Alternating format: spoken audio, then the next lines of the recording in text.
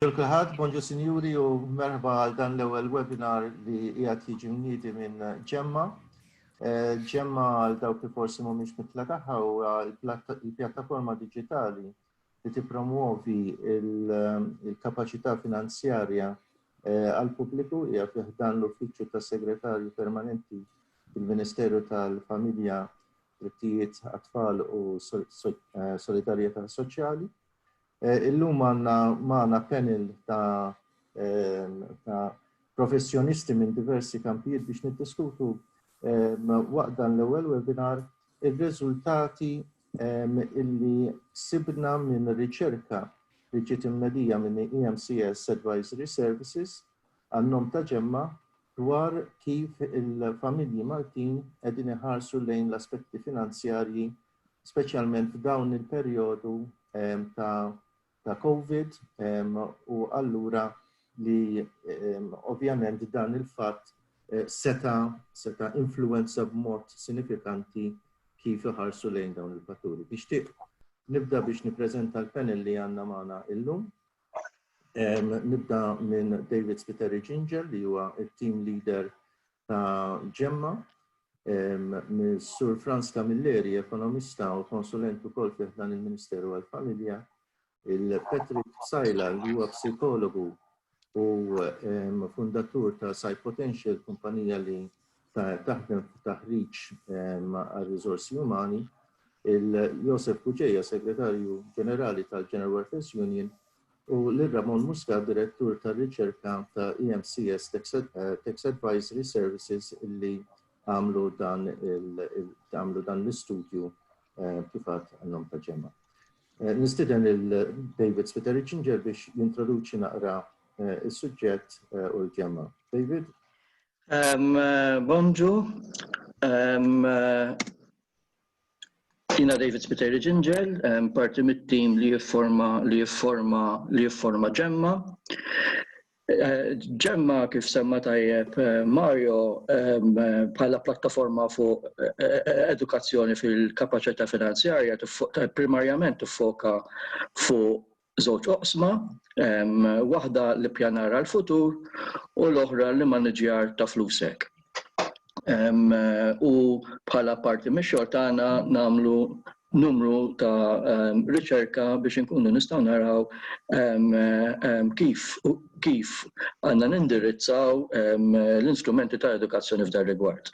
Dan is-survey aħna l-lonċajnieh għal żewġ affarijiet prinċipalment. L-ewwel waħda ridna naraw kemm il-prinċipji ta' kif timmanġa flusek, prinċipji tajbin, il-familji tagħna kemm minnhom jħadnu. U però f'dan il-każ partikolari il-fenomenu li qegħdin ngħixu kif qed jirreaġixxu kemm hekk kif fl-eqel tal-COVID, però li interessana wkoll mhux la darba l-emerġenza tgħaddi, però wkoll kif il-prattiċi li jkunu daħlu fil-maniġjar ta' flushom jkomplu jużawhom fil-futur.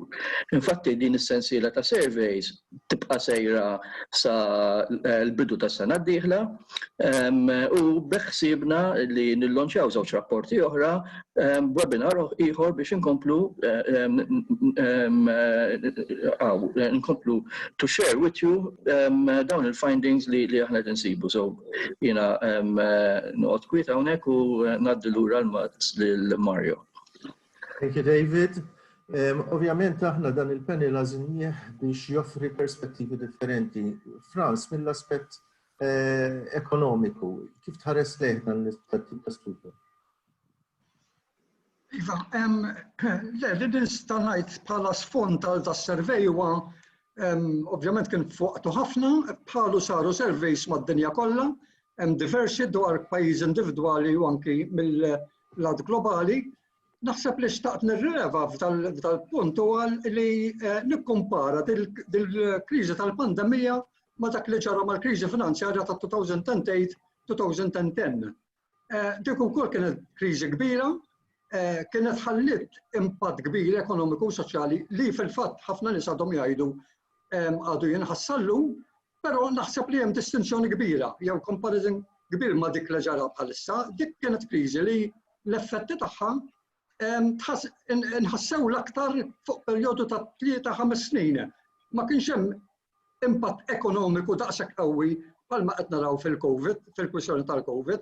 Tajjeb, f'dil pandemija qed naraw l-impatt ekonomiku u soċjali immedjat, ġifieri għandna sitwazzjoni fejn miljuni ta' nies jew qed jaraw li jaħdmu ftit sigħat biss jew addirittura tilfu l-xogħol fl-Istati Uniti biss 26 miljun ruħ fi żmien xarejn għamlu claims ta' unemployment. Ġifieri, allura wieħed jista' jara li apparti l-aspett mediku tagħha, ovvjament il-teddida l-ħajja, tajjeb jew għas-saħħa ta' dak li jkun l-aspett psikoloġiku li jitkellem fuq aktar tard Patrick, l-impatt ekonomiku u allura soċjali huwa ovvjament aktar qawwi u nħass fi żmien qasir.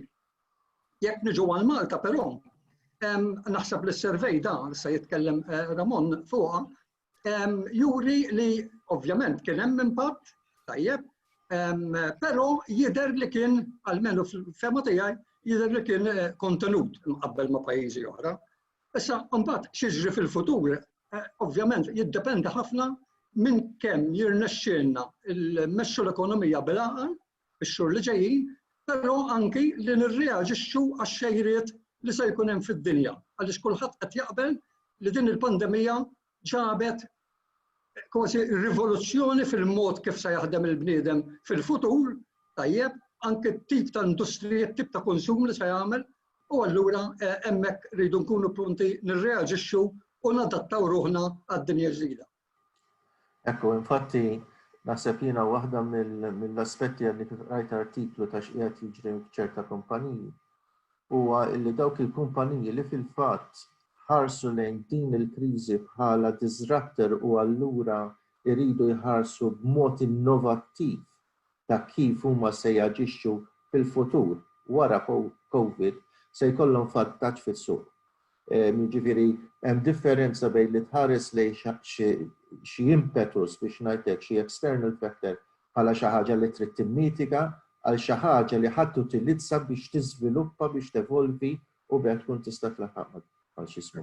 U ovvjament din hija naħseb jiena wkoll il-bilanċ li wieħed irid jara bejn l-ekonomija, ovvjament mingħajr il-lieħ ta' kuljum tagħna bħala ħaddiema jew bħala entrepreneurs ma nkunux nistgħu nkomplu għaddejjin il-qudiem. Min-naħa l-oħra hemm l-aspett ovvjament mediku dak li semmejt int u allura għandek dan il-bilanċ, dan il-konflitt ta' bżonnijiet. U naħseb dan huwa xi ħaġa li naħseb jiena l-iktar wieħed li għexu minn fostna huwa Joseph bħala l-bexxej tal-General Worker tal-Segretarju Ġenerali tal-General Workers Union. Joseph. Insellmilkom kulħadd u l-parteċipanti u l-panelisti u nirringrazzja Davis Peter Ġinġel tal-opportunità.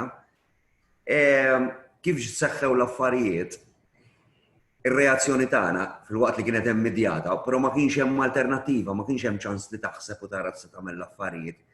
Għax minn meta ġifieri jiena fl-10 ta' Marzu kont qiegħed Brasil, se din niddiskutu il-futur tad-dinja tax-xogħol. Kif kont ġej lura Malta kkanċellaw lill-flights, sirt naf li hemm l-ispazju tal-Iżvizzera ħajnagħlaq u mill-għada bdiet konfużjoni sieħa ta' kif ħan irreaġixxu. U bdew joħorġu partita legal notices dejn nċekkjaw bħala trade unions fuq il-lif tal-kwarantina, se jiġri, x'mhux se jiġri. Però ħidma tagħna nqasmet fit-tnejn. Il-ħaddiema ħafna minnhom għall-ewwel kienu nkwetati ħafna mhux ma għadhom ta' imma issa naqset ħafna fuq l-infezzjoni u kemm ħajkunu protetti, se jiġri, morru x-xogħol, jekk hux il-paga, jekk se jieħdu l-paga. Ara rid taħdem ma l-isħab soċjali kollha biex inti tilqa' l-impatt u tara kif ħadd immitiga it-telf li ħajkun hemm. Il-post tax-xogħol fejn ħajjibqgħu joperaw, x'inta kellek ħafna postijiet tax-xogħol baqgħu joperaw normali, allura daħħalna ħafna health and safety procedures biex żidnihom ma li kien hemm. Jiena fridna l-magni, għamilna l-perspex, shifts differenti biex kulħadd ikun protett, ma mbagħad awtomatikament kulħadd beda jinkwieta fuq il-post tax-xogħol, fuq l-aspett ekonomiku, il-livell tal-għejxin tiegħu, se jiġri. Jiena għext ukoll il-kriżi tal-2008 li kienet iktar mifruxa fit-tul u ma raqtitx kullum kien. Jien kont nirrappreżenta s-settur tal-ospitalità u d-daqqa kienet enormi. L-istess ħaġa għandna hawnhekk. Imma għandna setturi li baqgħu jiffunzjonaw u baqgħu mixjin. Li għandna tajjeb li bħala poplu, aħna poplu reżiljenti ħafna, fil-fatt jiena kont nistaġeb il-ġimgħa l-għaddiet ħarġet informazzjoni konna din laqgħa tal-MCSD u anke mbagħad issemmit wara fil-budget, fil-mini budget u il-pakkett ta' riġenerazzjoni li ħabbar il-gvern il-ġimgħa l-għaddiet li fil-waqt li fl-2019 il-depositi fil-banek kienu ta' 90 miljun, fl-istess perjodu dis-sena kien 900 miljun. Issa ħafna qed jgħidu hija imma kulħadd kien qed iġemma, ma kienx qed joħroġ, ma kienx hawn fejn tonfoq, hija ma xorta il-poplu baqa' fil-fatt anke l-Ministru tal-Finanzi qal li m'hemmx ħtieġa li aħna mmorru nisselfu mill-Unjoni Ewropea jista' joħroġ bonds u jżomm id-dejn kollu lokali. Kif ħanimxu, it is a big question mark. Jien qed ngħid u qegħdin naħdmu biex l-affarijiet tajba li seħħew matul dan il-perjodu nużawhom it-teleworking, jien kien ikolli reżistenza kbira fil-privat biex jiddaħħal it-teleworking. In-neċessità sabet li għandu jkun hemm it-teleworking minħabba il-COVID, mela issa inkomplu nużawha. Imma indaħlu l-istess drittijiet tal-postijiet tax-xogħol ma noħolqux xi ħaġa li ħatkun ta' żvantaġġ għal parti jew oħra, kemm għal min iħaddem u kemm għal ħaddiem. Jiġri rridu nagħmlu estensjoni tal-post tax-xogħol li tiġi d-dar, jew remotely, jew flexible hours. Imma rridu naħolqu qafas leġislattiv li nipproteġu l-żewġ partijiet. Se jiġri kulħadd qed jgħid issa l-bieraħ ħarġet li x'aktarx l-Ingliżi Oxford għandhom l-ewwel tip ta' vaċċin u qed jaħdem. Id-dinja ġdida tax-xogħol għadha qed għadha qed tistabbilixxi ruħha u għadu kulħadd qed jitfa' l-input. Fil-fatt saru ħafna laqgħat anki ma' msieħba soċjali u mal-ministeri irrelevanti, kemm mal-Ministru Carmen Rovera, kemm ma' Silvio Xkembri, biex naraw kif l-aħjar li noperaw, għax kulħadd jista' jgawdi minn din l-isfortuna kbira li ġarrabna d-dinja kollha. Però fiduċjuż u anki mis-servej joħroġ li l-poplu ħajkun reżiljenti u ħajċaqlaq il-qudiem. Din li tinkwetani li ħafna numri li ħafna nies li għadhom mhux konxi ta' kemm importanti kif timmaniġġja flusek u x'tagħmel u anke meta tara pensjonanti li għadhom mhux qed jaħdmu dak l-affarijiet. Da biex inti kuntest tal-affarijiet kollha. Allura jeħtieġ li nagħmlu iżjed edukazzjoni anke fost iż-żgħażagħ kemm importanti kif timmaniġġja flusek u kif tagħmel. Naħseb aħna trabbejna jew intrabbejt f'kultura li l-papa kien jgħidli faddal u mbagħad ixtri. Illum naħseb il-kulturi għaddejjen ixtri u mbagħad tħallas. U naħseb hemmhekk iridu nibdew nerġgħu naħsbu lura li l-ewwel infadlu jindemek kemm int l-ewwel faddal u mbagħad ixtri. Grazzi Josef, għajjimt diversi punti ta' kif il-Covid, il-kriżi li kellna tal-Covid qed taffettwa s-settur tax-xogħol. U jorbot ma' dak li għad qabel, pereżempju, kumpanija li toffri l-healthcare services ġewwa l-Amerika ġa qiegħda tippromuovi l-idea li tkompli pereżempju bil-remote working għax stabbilew illi jekk jagħmlu imexxu l-administrazzjoni tagħhom għal remote working se jkunu jistgħu jkabru b'20% l-areas kliniċi fil-proprjetajiet tagħhom. Jiġifieri il-potenzjal huwa hekk. Allura wieħed irid jara dan. U ovvjament dak li semmejt, dak li huwa l-pjanar, nafu hemm ħafna riċerka li turi li nuqqas ta' pjanar fl-aspett finanzjarju joħloq ukoll stress u ansjetà psikoloġika u naħseb hawnhekk Patrick jista' mhux biss jikkonferma fuq dan imma nixtiednu wkoll jgħid mill-perspettiva tiegħu kif din il-kriżi seta' tkompli tkattar tkabbar din it-tip ta' ansjetà. Grazie Mario. All right, nistama tajjeb. Okay. Kif diġa semmejtu, Malta l-użu ta' medication għal problemi ta' saħħa mentali hija għolja ħafna. U tajjeb ukoll ngħidu li r-rata ta' suċidju f'Malta hija waħda mill-iktar għolja fl-Ewropa. Jekk mhux l-ogħla, però dik hija diffiċli biex tasal lejha l-istatistika minħabba li ħafna minn din l-informazzjoni tiġi mill-kumpaniji tas-sikurtà tal-insurances. Għal daqstant hija ovvjament inkwetanti għaliex meta tara li għandek fattur estern li qed jeffettwa l-sigurtà bażika tal-bniedem li hija l-sigurtà finanzjarja li kollu s-serħan tal-moħħ illi m'għandux għalfejn jinkwita żejjed fuq kif jgħix u jħallas il-kontijiet u l-expenses ta' kuljum. Bil-fors se jkollha impatt fuq il-well-being, il-mental well-being tal-poplu Malti. Jiġifieri mhijiex xi ħaġa ma naħseb hija sens komun li tifhimha di mhijiex xi ħaġa ma tixerf biex tifhimha, però żgur li rridu nagħtu kasha. Jiġifieri daqskemm qed nagħtu każ is-saħħa fiżika u s-saħħa finanzjarja għandha bżonn ukoll nilqgħuha di u noqogħdu attenti li ma nħallux illi il-mewġa illi s'issa qed irrażnuha tal-COVID ma nindunawx li hemm mewġa ikbar. Kont qed naqra artiklu l-bieraħ kombinazzjoni li qed nistennew pandemija ta' mental health issues related to anxiety, mostly anxiety, tax hija marbuta ħafna mal-fatt li dak li jkun joqgħod jinkwieta u allura jibda jinkwita iżjed. Ġifieri dak ir-riflessjoni tiegħi at this point hija dik li żgur qed naraw żieda fin-nies li huma inkwetati u ħosbiena u ovvjament allura ħajkun hemm żieda fil-well-being tan-nies. U di ħadd taffettwa wkoll il-produttività, il-performance fil-kumpaniji, ġifieri hija katina bħal kull ħaġa oħra. Hija katina u tantu għajek illi anki issa illi hemm ukoll esperjenza iktar estensiva ta' ħaddiema li qegħdin jaħdmu mid-dar.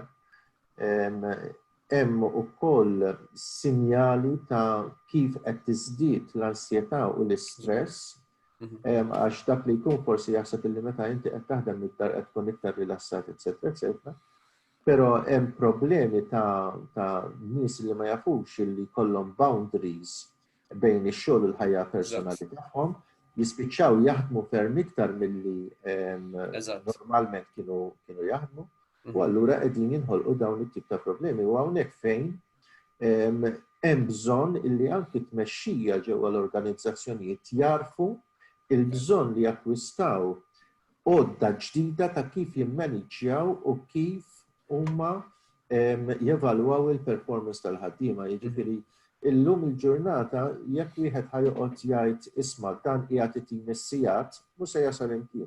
Imma wieħed irid jiffoka fuq l-output, fuq l-outcomes tax-xogħol ta' dak it-tim. Dak il-komment ħindur fuq Ramon u nistiednu jgħid xi ħaġa fuq il-metodoloġija wara dan l-istudju u nibdew naraw ir-riżultati wkoll ta' li ksibna b'dan is-survey. Aħna beħsibna nikkummentaw waqt li Ramon ikun qiegħed jippreżenta dan il-xismu. Nitlob il-parteċipanti għal dan il-webinar li jekk ikollhom xi mistoqsija jagħmluha fil-Q&A, hemm il-function tal-Q&A u aħna mbagħad inkunu nistgħu nresquhom lill-panel għad-diskussjoni. Ramon, qed jogħġbok. Bonġu lil kulħadd. Ma nafx jekk hawn xi ħadd jippreferi li nitkellem bl-Ingliż, ma fil-każ jekk hemm xi ħadd juri. Issa ma tela xejn fuq il- Okay. Jiena ħanagħmel I'll share the presentation and as we go along. Mela, tajjebek? Tajjeb. Ok, mela biex nitkellem ftit fuq il-metodoloġija, bażikament aħna dan it-tieni survey li għamilna, allura ħankun qed niddiskutu il-ġiex surveys li għamilna l-ewwel wieħed fl-aħħar ta' April u issa it-tieni survey fl-aħħar ta' Mejju. Kull darba il-target tagħna huwa around 400 surveys għax dan huwa representative tal-poplu in terms of 95% confidence level with a margin of error of plus or minus 5%. Li qed nuru għaw daw it-telefons kollha dejjem isiru bit-telefon u qed nuru wkoll li this is representative kemm bħala gender fejn għandek a good split between males and females, kif ukoll bħala etajiet u jekk taraw il-ġiex diagrams, il-diagram ta' fuq huwa xuri l-NSO publication u d-diagram t'isfel huwa s-sample tagħna, so we're showing that it's like with like. Kif ukoll meta naraw Malta, this is generally split into regions, għandek 6 regions. U s-sample tagħna is in line with the sample of the population of Malta. Ġdan biex nurukom li d-data li ġbarna huwa rappreżentattiv. Mela jekk nibdew bir-riżultati, tajjeb ukoll ngħid li kull question aħna analizzajnieh by demographics, jiġifieri dejjem analizzajnieh kemm bħala totali kif ukoll by age, gender u region. U meta jkun hemm xi varjazzjonijiet imbagħad qed nurruhom hawnhekk, mhux qed nuru jekk ma kienx hemm xi varjazzjonijiet jew distinzjonijiet bejn wieħed u ieħor. Mela l-ewwel domanda tagħna kienet jekk tħoss li għandek kontroll fuq il-current financial situation. U hekk qed naraw il-maġġor parta tan-nies iħossu li huma in kontroll fejn fl-aħħar ta' Mejju kellek 83% li qalu iva u f'April kien kważi l-istess għax kien 82%.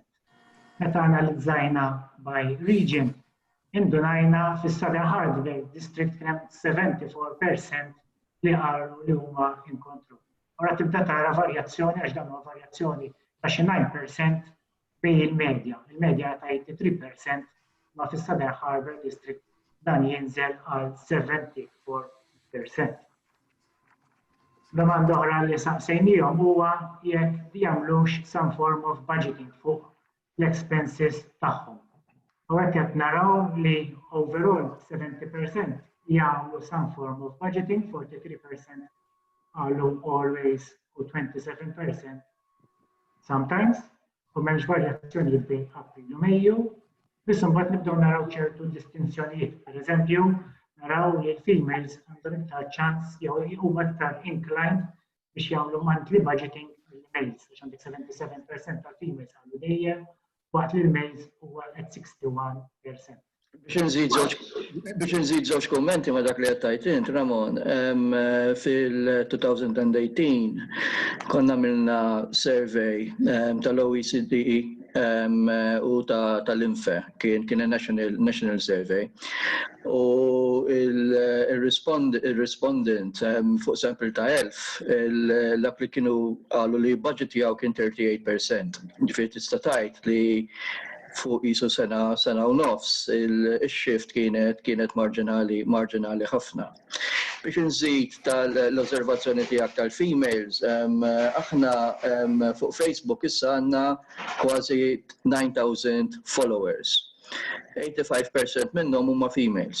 U din hija xi ħaġa li bejnietna niddibattu huma bejn u mhux il-bulk imma persentaġġ għoli huma bejn jisu l-age ta' 30 to 44. So isa hemm iżjed tendenza li l-mara tkun responsabbli u tuħu interess daqsxejn iżjed fuq il-money management milli jidher li huwa r-raġel. Grazzi.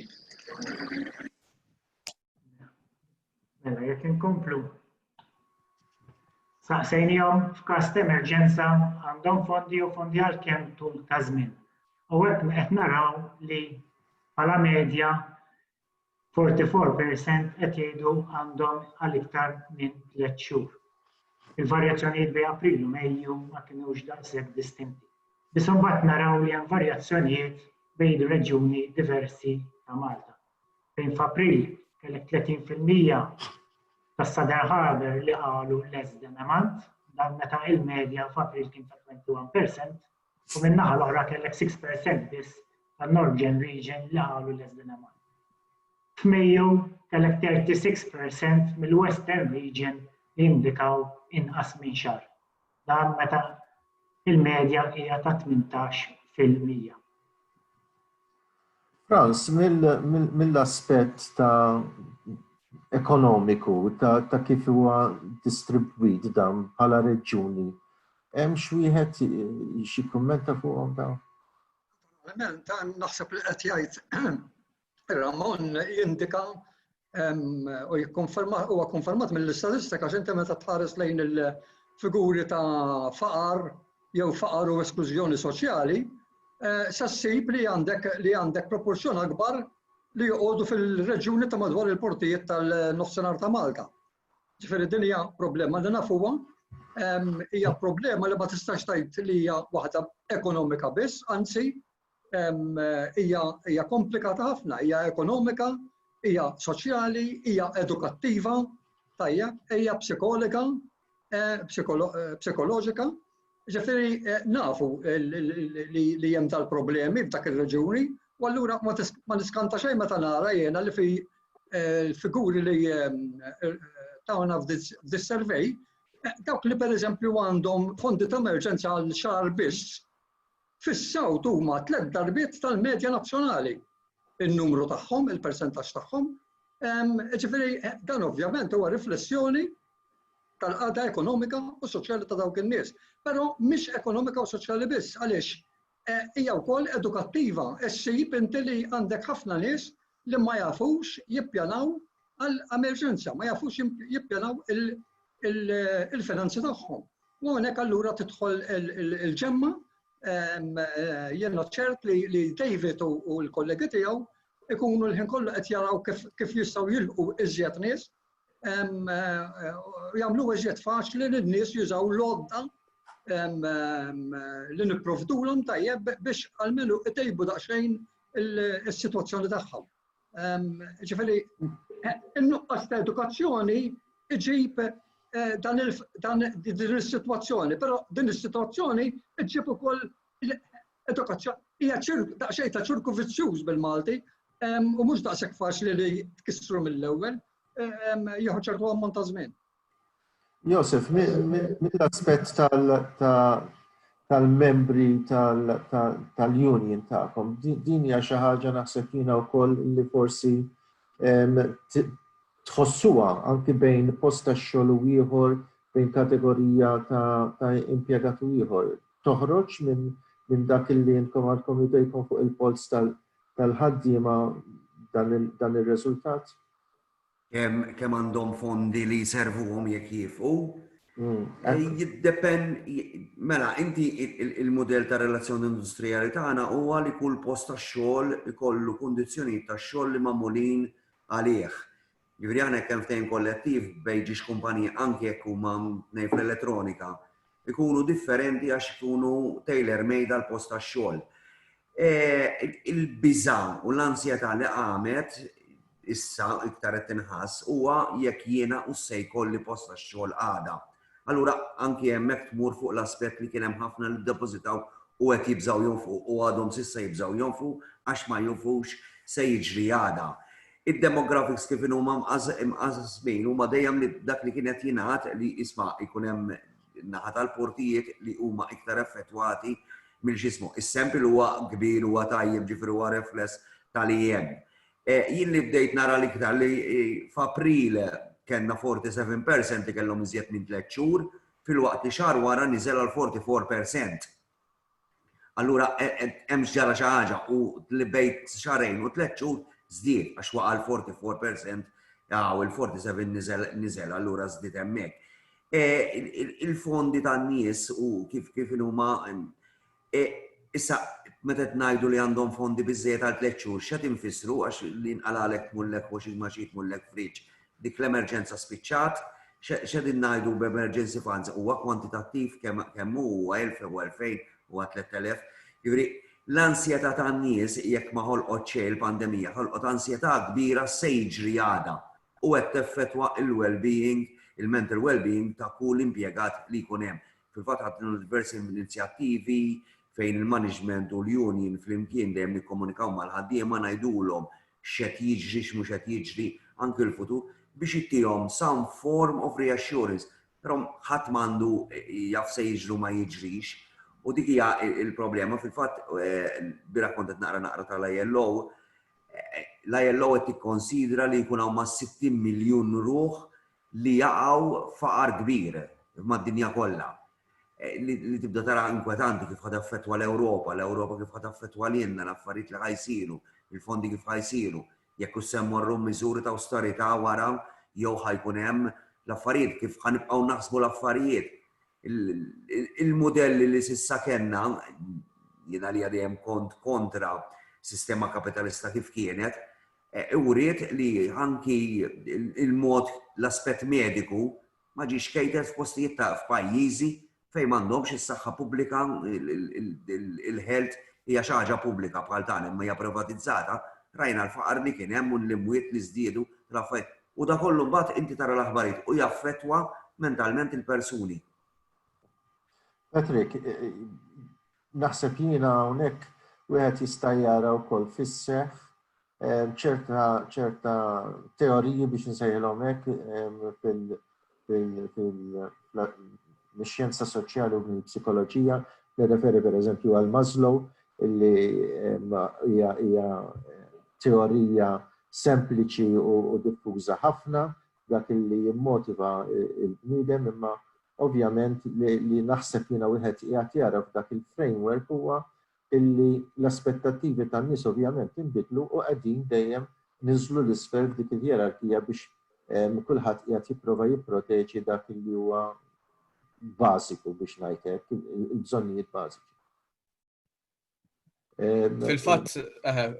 Fil-fatt kumment żgħir irridu nsibu bilanċ għaliex minn banda huwa bżonn bażiku li jkollok sikurtà finanzjarja u jkollok daqsxejn serħan tal-moħħ għal dak li jista' jiġri u dik teffettwa ħafna il-kuntentezza u kemm il-bniedem iħossu tajjeb.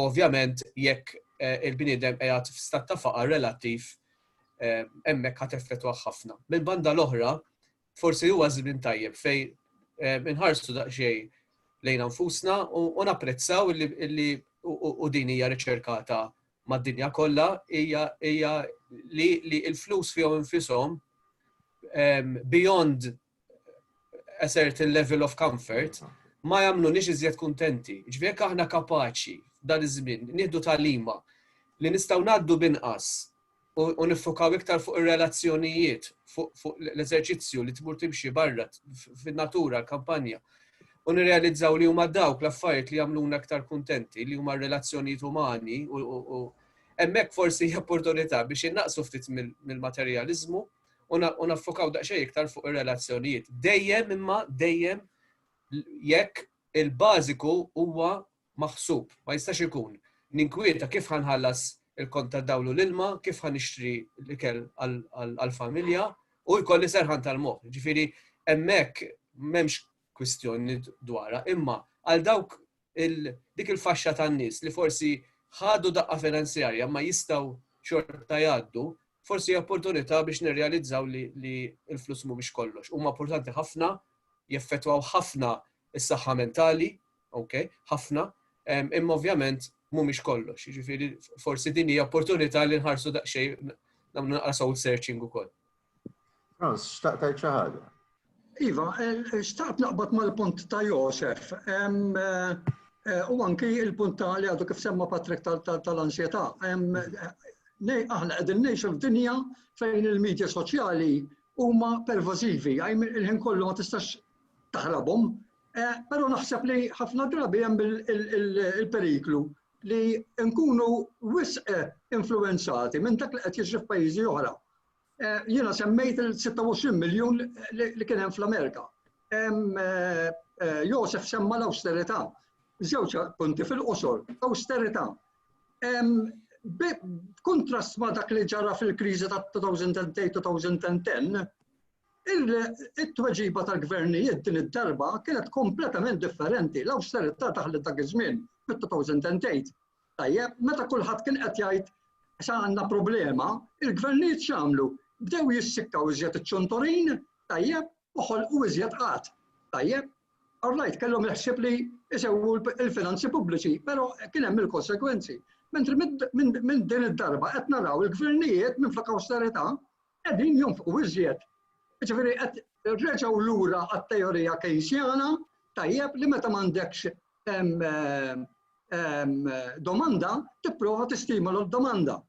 U allura naħseb li ejja noqogħdu attenti li ma nħallux dak li qed jiġri f'pajjiżi oħra. Jien semmejt l-Istati Uniti. Fl-Istati Uniti m'hemmx welfare state bħal manna fl-Ewropa u f'Malta.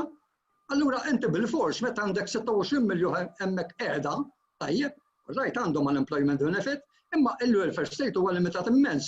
Anke kura medika, se jkollok bżonn bħall-pandemija hija limitata, mentri fl-Ewropa f'Malta mal-grazzja Alla mhuwiex il-każ. Allura naħseb irridu noqogħdu daqsxejn li attenti li ma nħallux l-ansjetà globali neċessarjament taffettwana bl-istess mod bħal pajjiżi oħra. Nixtieq ngħid żewġ kummenti. L-ewwel reazzjoni tiegħi lejn l-Emergency Fund li s-sempil qed juri li f'April kien 47%. Naħseb dak huwa pożittiv. 47% li qed ngħidu hija 40% tal-popolazzjoni għandha riservi għal iżjed minn 3 xhur. Issa ġeneralment dawn ir-riservi fil-letteratura finanzjarja dawn jiġu benchmark ma' kemm taqla salarju. Ġifieri hawnhekk qed tgħid għandek mela 3 months salaries li huma fir-riserva. Ngħid pożittiv għax inti meta tipparagonhom ma' statistika simili ġol-Ingilterra pereżempju, il-medja hija xahar. Waqt tipparagonhom mal-Amerika il-medja hija xi 3 ġimgħat. Ġifieri mela li għandek popolazzjoni li nofsa biex ngħidlek għandha riservi ta' 3 xhur u fuqhom naħseb huwa sinjal ta' kemm intrinsikament naħseb bħala kultura aħna kawti. Naqbel ma' Josef, naħseb kien hemm ċaqli inkwetanti. It-trend hija ta' xahrejn, issa naraw iktar meta nkunu qegħdin nagħmlu surveys l-oħra. Però jekk inħares lejn dak il-47 li niżel għal 44 ta' 3 xhur u nħares bejn iż-żewġ xhur u 3 xhur li tela minn 13 għal 18,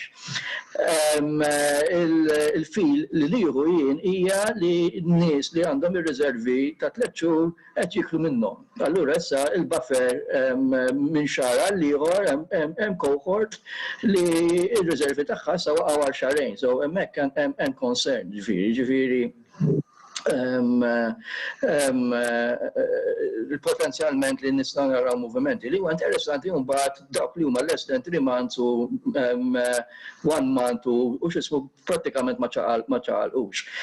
Niġi għal paragon bejn il-2008 l-OECD u l-World Bank fost oħrajn, waħda mill-issues li huma qalu li waslet għal kollas ekonomiku u finanzjarju fil-2008 kienet l-assenza ta' financial literacy. Infatti, il-domain ta' financial education u financial literacy, inklużu kol fil-parti ta' Planning for the Future u l-pensjonijiet, ħaspinta bħala waħda mill-lezzjonijiet prinċipali li ħarġet mid-2008. Infatti, wara 2008, financial literacy ġie identifikat bħala wieħed mill-life skills li persuna għandu jkollu biex ikun kapaċi jieħu deċiżjonijiet finanzjarji li huma l-aħjar għalih. Jista' jkun li wara din wara l-COVID u jiena forsi il-pessimist li jien il-biża' tiegħi mhuwiex dawn il-mumenti li qegħdin ngħixu fihom fejn qegħdin naraw il-Keynesian impacts tal-gvernijiet u l-Ewropa qed jippompjaw il-flus. Il-biża' tiegħi hija meta se jiġi mument fejn ma jistgħux jippompjaw iżjed u se jkollok businesses li potenzjalment mhux se jikkopraw. Kont qed naqra artiklu fuq l-Ingilterra, 30% qegħdin jgħidu they will not survive COVID. Ġifieri issa wieħed irid jara li hekk kif dawn il-money management skills, right, li nġemmaw li nippreparaw għall-ar, li nkunu daqsxejn iżjed niddifferenzjatjaw bejn dak li rridu u dak li għandna bżonn, kemm verament sa joħorġu. Għax waħda mill-osservazzjonijiet li għamilt jien wara dan is-survey, alla volja qed naraw trend ta' xarejn fuq xulxin. F'numru ta' domandi partikolari li qatt ridu niġu għalihom, in-nies qed jirrelaxxaw. Ġifieri fejn f'April kienu il-numri kienu pessimistiċi, kif jien stennejthom li jkunu, għalija l-interpretazzjoni bejn April u Mejju hija li qed ikun hemm ċertu ta' relaxation. U dak għalija inkwetani għax it may be a bit too early to start relaxing. Tajjeb, grazzi David. Fil-frattemp daħlet mistoqsija minn Sur Kakija li qiegħed jistaqsi kif wieħed jispjega li s-36% fil-Western Region li hija żona pjuttost affluenti. Kien hemm xi riżultati li jistgħu jispjegaw dan? At this stage, I can't really answer għalfejn din l-area partikolari. Iżgurhom forsi naraw jekk baqgħet xi tuża one time jew le. Nafx minn ħadakom mill-istudju li għamiltu oħrajn forsi jekk hemm xi. Le, ovvjament wieħed issa jrid jara kif qiegħed tgħid inti it-trend kif tevolvi meta jsiru studji sussekwenti iktar il-qoddim. Li joħroġ ċar mit-trends ta' April u Mejju hija il-behavior ta' Għawdex. Fejn il-behavior ta' Għawdex huwa ma dak li għandu x'jaqsam tfaddil u eċċetera kif forsi naraw fil-presentation huwa konsistenti ma dak li ssib fil-Household Budgetary Survey u surveys oħrajn li għandek livell iżjed għoli ta' nies li huma u jaħsbu li huma f'sitwazzjoni finanzjarja pożittiva. Li hija daqsxejn ta' paradossa għax min-naħa l-oħra nafu li l-pagi fir-reġjun ta' Għawdex ras ma' ras mal-medja Maltija huma inqas. Imma dak huwa fenomenu. Inkomplu Ramon. Mela, analizzajna wkoll by age u rajna u qed naraw il-diagram li kien xilkom taraw li dawk ta' taħt l-24 sena inqas li għandhom flus. Meta tara l-medja kien ta' dawk li qalu inqas minn xahar kien biegħu 20% u mal-età ta' bejn 18 u 24 da jitla' għal bejn 33% u 27%. Min-naħa l-oħra naraw li bejn April u Mejju kien hemm improvement sostanzjali bejn dawk ta' 45 u 64 years of age. Meta f'April kellek 21% li qalu għandhom inqas minn xahar u mbagħad f'Mejju dan niżel għal 10%. Domanda oħra, jekk is-sitwazzjoni finanzjarja tagħhom jibiċċew fl-aħħar 3 xhur u hekk għandek il-maġġor parti li għandek 59% li qalu li baqa' l-istess, ma kienx hemm xi varjazzjonijiet drastiċi bejn April u Mejju li forsi ninnotaw huwa li 33% average għax bejn 34 qalu li le iddeterjora. Naraw ukoll meta saqsejnihom għal 3 xhur li ġejjin kien hemm ftit iktar ottimiżmu għax meta f'April kienet 13% li qalu jaħsbu li ħajimpruvja, f'Mejju dan tela għal 19%. U bl-istess mod f'April 22% qalu jaħsbu li ħajdeterjora u dan niżel għal 16% f'Mejju. X'taħseb minn dal-figuri, Frans? Kif tinterpretawhom? Ifhimni, x'hemm qed jidhru daqsxejn kontradittorji, pereżempju Josef semma kif id-deposit isplodew fil-banek tajjeb, però rajt vera l-isplodew, però jenna naħseb li kien xi ħaġa ta' darba Tajjeb, il-verità hija li normalment il-Maltin saru jfadlu inqas milli kienu jfadlu fl-antik. Di mhux xi ħaġa li ġrat f'pajjiżna biss, ġifieri ġrat fil-pajjiżi avvanzati kollha.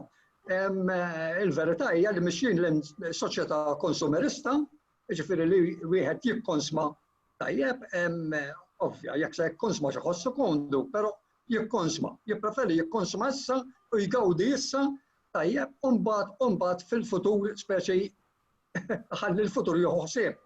Dina anki narawha slajd partikolari il-fatt li ma jippjanawx anki xa jiġri meta jirtiraw.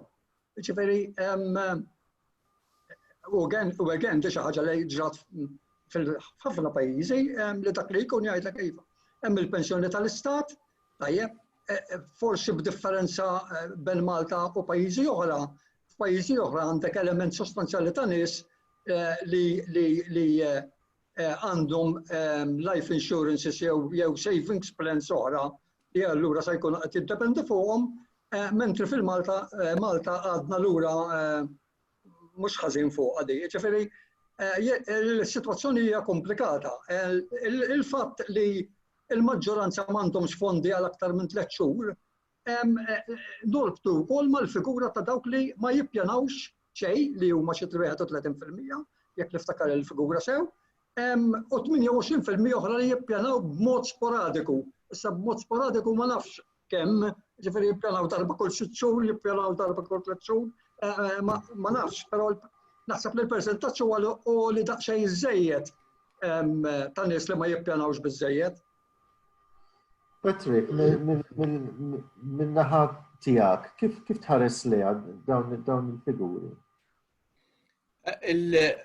Ovvjament l-ottimizmu u l-pessimizmu f'kull qasam tal-ħajja jeffettwa kemm tħossok tajjeb u ovvjament ir-riċerkaturi li nies li huma iktar ottimisti by nature huma iktar pożittivi iħossuhom aħjar, imma fl-istess ħin dal-ottimizmu jrid ikun reali, jrid ikun ibbażat fuq realtà, ma jistax ikun ottimizmu fals. Ġifieri ma rridux indaħlu rasna fir-ramel u ngħidu u hija mbagħad naraw għaliex dik hija attitudni perikoluża ħafna. Ġifieri minn banda tajjeb illi ma kienx hemm pessimizmu qawwi li ħareġ minn dawn ir-riżultati għall-futur. U turi li forsi li hemm ċertu fiduċja wkoll fil-mod kif l-affarijiet jiġu immaniġjati. Fl-istess ħin irridu nqogħdu attenti li ma naqgħux f'ottimizmu fals u mbagħad nieħdu daqqa ikbar meta tolqotna. Ġifieri l-appell tiegħi hawnhekk huwa li ma nkunux traġiċi u nagħmlu ħafna katastrofija ġo moħħna, imma naħsbulu u nkunu saqajna mal-art u naħsbu għal qudiem. Ġifieri jiena nemmen ħafna li l-ottimizmu huwa importanti, tajb li nibqgħu ottimisti, basta ikollna saqajna mal-art. Naħsbu li forsi s-sitwazzjoni qed tippreżenta spunt u qed inħares lejha wkoll Patrick mill-aspett psikoloġiku ta' kif wieħed jista' lil dawn in-nies ħajjarhom iktar biex jippjanaw il-finanzi. Jiġifieri iċ-ċirkostanzi li għandna jistgħu jgħinu biex dan il-messaġġ issa jasal b'mod iktar effettiv. Ħanek dan huwa rifless da jirrifletti t-trend moderna ħana ngħidula instant gratification, ma nafx kif tiftajda bil-Malti, ma li inti dak li tkun trid kemm jista' jkun jiġi malaj. Sew ma toqgħodx tistenna. L-oħra hija delayed gratification. U dif kollox hekk, ġifier tindunaw fis-soċjetà kollox sar ħafna iktar fast. Illum jekk trid tikkomunika ma' xi ħadd, m'għandekx għalfejn tibgħat ittra, taqbad WhatsApp u tibgħat messaġġ u f'daqqa waħda għandek ir-risposta. U kollox sar instantanju ħafna.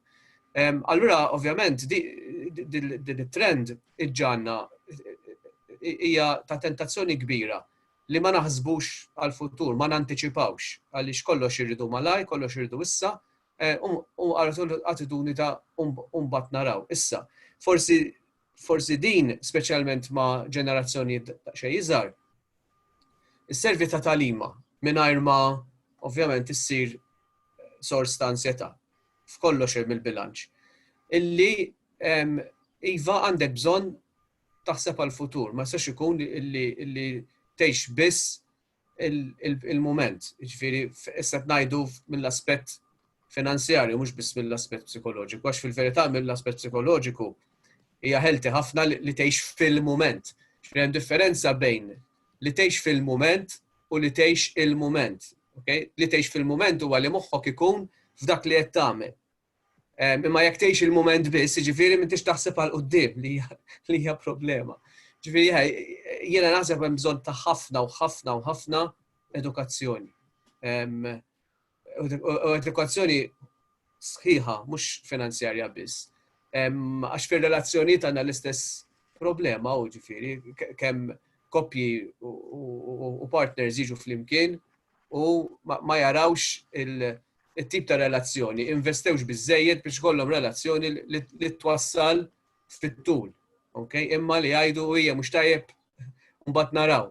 Ġifieri din l-attitudni ta' mbagħad naraw għandna bżonn illi biex naraw mbagħad għandna bżonn ikollna lenti biex inħarsu l-quddiem u biex nantiċipaw għandna bżonn inkunu biżla u jkollna edukazzjoni. Ġifieri hawnhekk l-edukazzjoni naħseb hija kritika.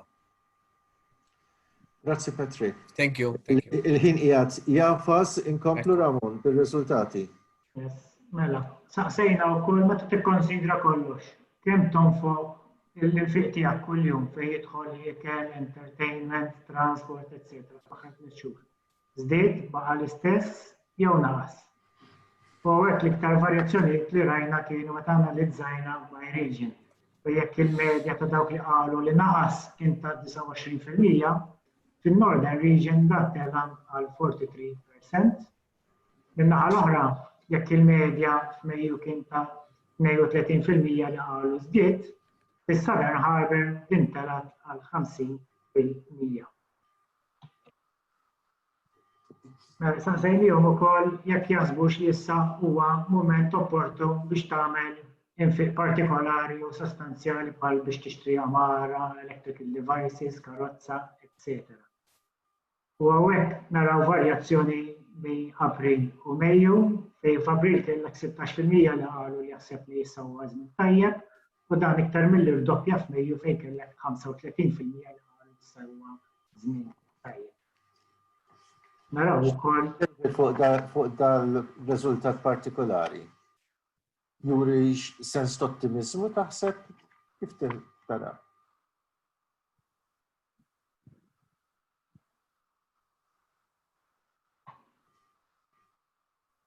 Taqsiri li Eva, naħseb il-swing hija kbira ħafna.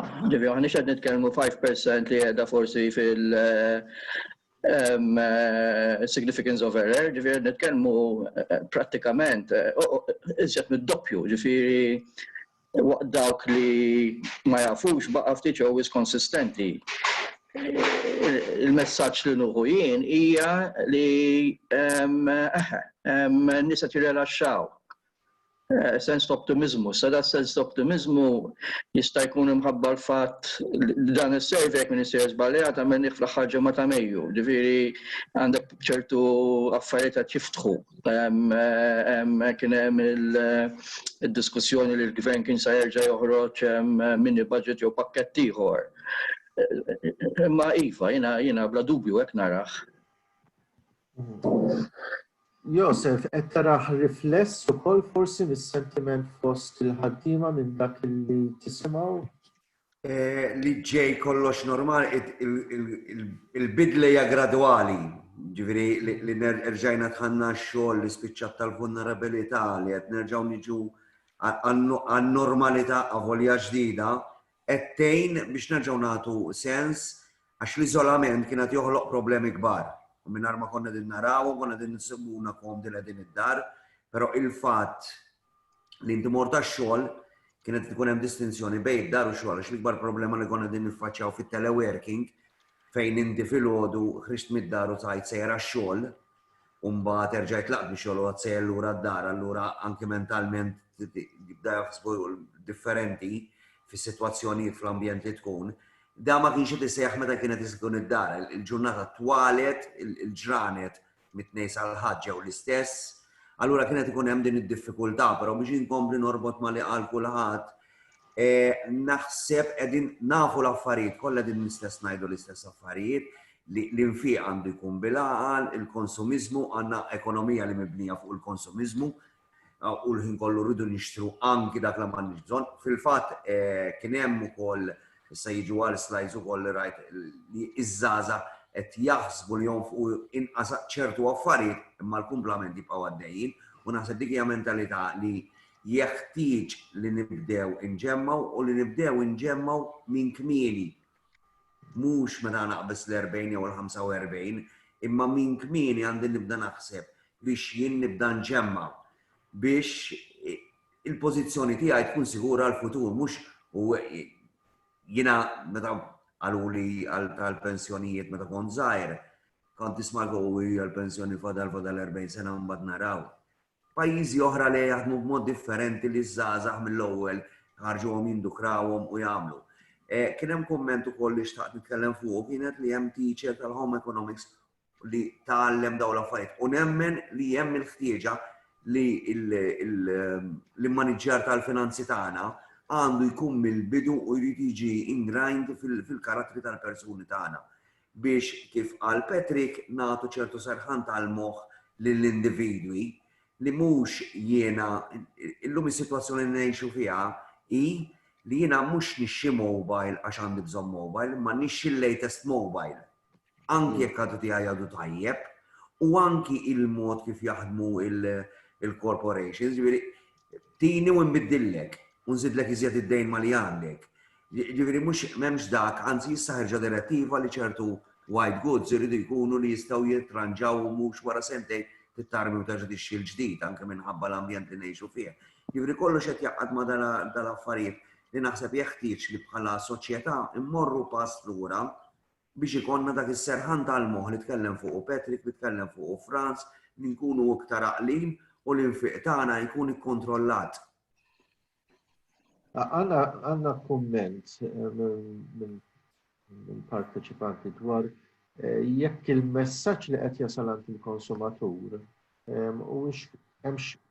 huwiex konsistenti jew inkella konfliġġenti f'dak li qegħdin ngħidu isma' l-affarijiet qed jitranġaw, tistgħu tmorru issa lura għax-xogħol, tistgħu terġgħu tibdew tmorru fir-restaurants, eċetera, eċetera. Min-naħa l-oħra fl-istess ngħidu żommu social distancing. Dan bħala messaġġi ta' hemm konflitt taraw hemm huwa konsistenti kif qiegħed forsi jaffettwa lin-nies kif ħajinterpretaw da kollu dwar x'għandhom jagħmlu jekk għandhom xogħol jew iħadmu. X'taħseb? Jiena ħriġt, però sorta żammejt is-social distancing, ġifieri mort supermarkets u mort ħwienet u mort bil-maskra, ġifieri xorta għamilthom imma segwejt il-miżuri u r-rekomendazzjonijiet kollha li tagħti s-suprintendenza tas-saħħa. Naħseb irridu nidraw li mhux se nerġgħu niġu kif konna qabel, ġifieri jekk jiena mort nikol f'restorant, mhux se tkun hemm dik il-folla li kien hemm qabel, jinsibni aħjar. Għax għall-inqas ma kienx hemm il-mejda tmisma ta' ħdejja u biex nikol, kien hemm dik il-dik. Però naħseb irridu nidraw u nies tifhem u rridu nfehmu sta għalina bħala sħab soċjali bħala partijiet kollha, gvern oppożizzjoni, kulħadd kull min involut, li rridu ngħidu li n-normalità l-ġdida mhux se tkun bħalma kienet qabel. Allura jiena mort qed ngħidlek mort ir-restorant jew mmur nixxi mis-supermarket, imma mmur bil-maskla u dik ħad tkun in-norma li ġejja fil-futur. U hemmhekk li rridu ninfasizzaw, mhux li nibqgħu il-ħin kollu d-dar għax il-bniedem magħmul għall-interaction, mhuwiex magħmul biex joqgħod id-dar iżolat wara kamera għax iktar qed noħolqu ansjetà u verament kienu ħafna nies u aħna kellmuna anke ħaddiema li mhux kienu alone, they were lonely, literally lonely li ma ħarġux. Għaw ħafna nies li ma setgħux imorru jaraw il-ġenituri kienu jgħixu waħdhom huma single parents li jew single għaw jgħixu għarrasom waħedhom u kien hemm iżolament kbir u dak effettwa ħafna nies. Il-fatt li qed joħorġu naħseb li ħanerġa' tibda toħroġ barra titkellem man-nies. Iżomm id-distanza jekk hemm bżonn talbes il-maskla, imma jeħtieġ li noħorġu barra mid-dar, jeħtieġ ħafna jien nara u anke effettwat ħafna ħaddiema fuq hekk. Mario, jekk nista' nżid xi ħaġa fuq dan? Iva, fil-qosor għax qed jafa se? Iva, fil-qosor qed nara xi messaġġ anke ta' Petrel Mercer fuq dal-suġġett li jaqbad ma' da li għadna kif iddiskutejna. Naħseb li importanti li meta il-ġenituri ikollhom suġġerimenti x'jagħmlu, imorru huma anke huma stess imorru fuq l-edukaturi u jistidnuhom jinkludu fil-kurrikulum b'mod anke informali din l-edukazzjoni dwar budgeting, dwar choices li l-individu għandu jagħmel fil-ħajja, tajjeb, u affarijiet oħra li se jikkonċernaw il-futur tiegħu, anke l-għażliet li jagħmel minn żmien għal żmien, tajjeb bejn finanzi u bejn dak li jrid jiggratifika immedjatament. Attwalment il-ġimgħa għadu kif kelli laqa ma' ħafna mill-EOs fil-Ministeru tal-Edukazzjoni illi appunt fuq dan il-punt u jsir ħafna xogħol huwa skill transversali, jiġifieri ma jiġix mgħallem bħala suġġett per se, però jiġi mgħallem f'suġġetti oħra u jsir ħafna xogħol f'dan ir-rigward. Però ovvjament kif qegħdin naraw hemm bżonn illi issir aktar xogħol, issir iktar awareness biex tibda minn mintu tkun żgħir. La darba ħaġa ssir habit u hawnhekk Patrick jallimna fuqha di, la darba xi ħaġa ssir abitudni, habit, mela allura ssir iktar faċli u jiena nemmen illi dak illi rridu nkattru it-tfal illi għalihom ikun habit illi ifadlu xi ħaġa, illi jarfu bejn il-needs u l-wants. U dak illi huwa maħsub illi tagħmel ġemma, forsi fuq dan jista' jitkellem iktar David għax naf illi huwa kien ukoll involut fil-riforma li kienet saret fl-edukazzjoni fejn il-financial planning kien iddaħħal bħala transversal skill. David, forsi tixtieq tgħid xi ħaġa fuq dan? Mela,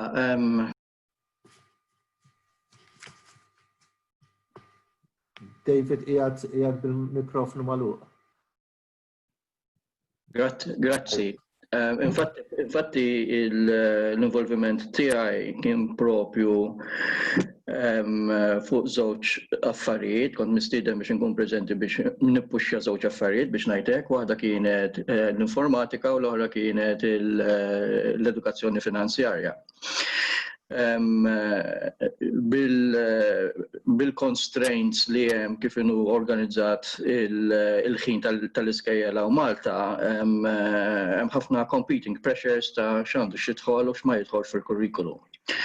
U għal daqstant fuq numru ta' life skills u hawnhekk konna identifikajna kemm l-edukazzjoni finanzjarja kif ukoll l-informatika bħala life skills.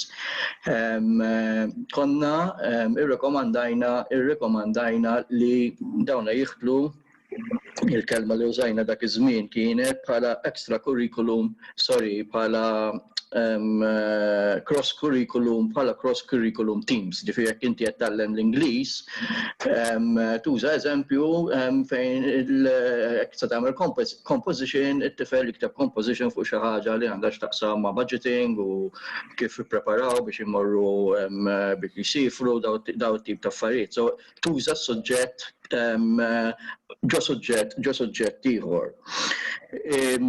Apart il-cross-curricular, il-financial literacy daħal ukoll illum ma nafhomx il-livelli għax bidlu kollox, ma fi żmieni kienu Form 1 u Form 2.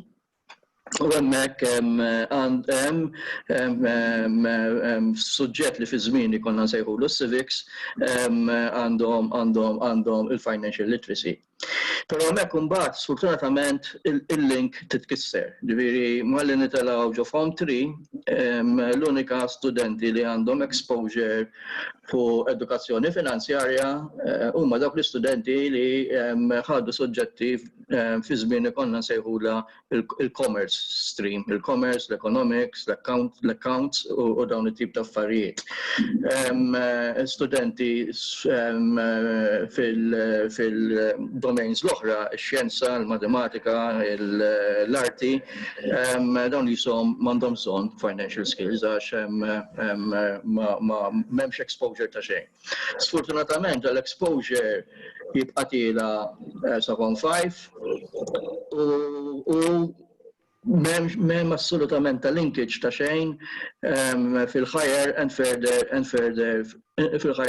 education. Ġifieri jiena waqt li nemmen li għandna niffokaw l-iżjed fil-primary u hemmhekk nemmen għax it-tfal infushom huma katalisti.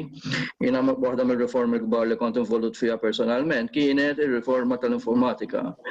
U meta ħadna d-deċiżjoni f'liema livell ta' skejjer sa ndaħluh l-informatika, aħna konna wasalna d-deċiżjoni studjata li ndaħluh fil-primarja. U kien inqala ħalabalu totali għalfejn m'għandniex qed indaħluh għal fifth formers, etc. U raġuni kienet li inti meta tallem tfal ta' dik l-età u kif l-extended family u l-importanza tal-istudju li nagħtuh aħna bħala familja Maltija, dawna se jmorru lura d-dar.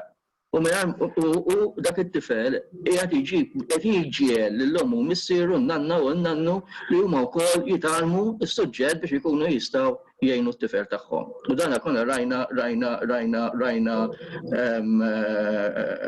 paradigm fenomenu rajna jiġri. U l-istess taħseb hawn, ġifieri, naħseb jien hekk nifokaw fil-primarja l ħaġa qed tlibbes it-tfal minn età li tista' tifformalhom.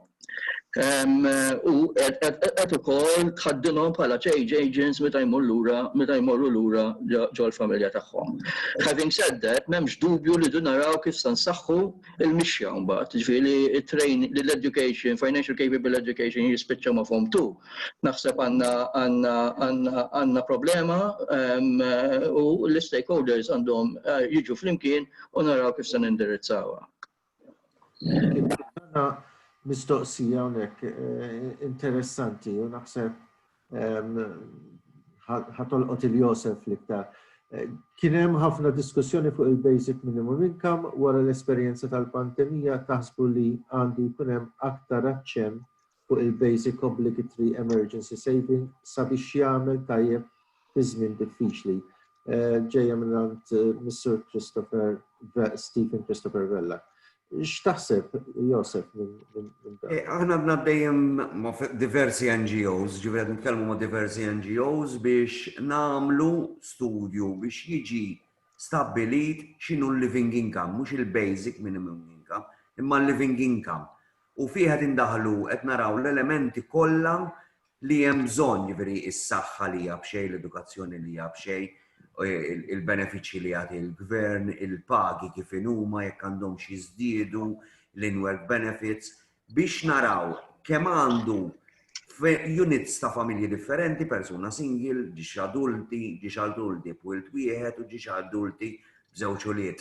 U pensjonanti kemm għandhom ħtieġa li kellhom li jgħixu ħajja diċenti mhux bażika, diċenti. Issa awtomatikament naħseb ħajkun hemm element ukoll x'għandu jkun hemm ta' tfaddile. Imma jien l-iktar li tinkwetani huwa l-mudell ta' ħajja li qegħdin ngħidu li ħafna qed nibbażaw ħafna fuq aspett materjalistiku u fil-waqt li bħala poplu dejjem faddanna, imma qegħdin naqilbu ħafna konsumiżmu hawn fiduċja li hija tajba, ġifieri hawn stabbilità. Imma mbagħad maħniex inġemmaw biżżejjed u qegħdin nonfqu kontinwament.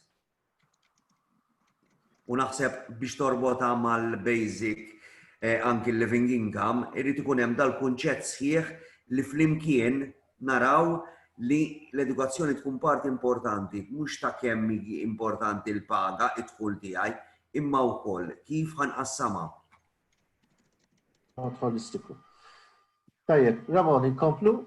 Ejwa, mela. Diskussjoni interessanti ħafna imma għatfad li naftit riżultati x'naqsmu f'dan il-webinar. Ekku. Ekk joġba. Mela, taqsejna l-nies jekk kienux kapaċi iġemmaw fl-aħħar 3 xhur, għandek nofs il-poplu li jirnexxielu iġemma.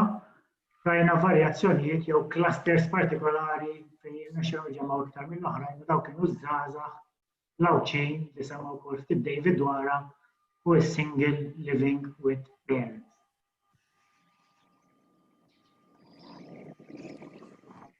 Hemm xi ħadd li jixtieq jikkummenta fuq din, jiena naħseb din illi fl-age group pjuttost żagħżugħ irnexxilhom iktar ifadlu ġejja mill-fatt li ma fejn kellhom xejn jonfqu.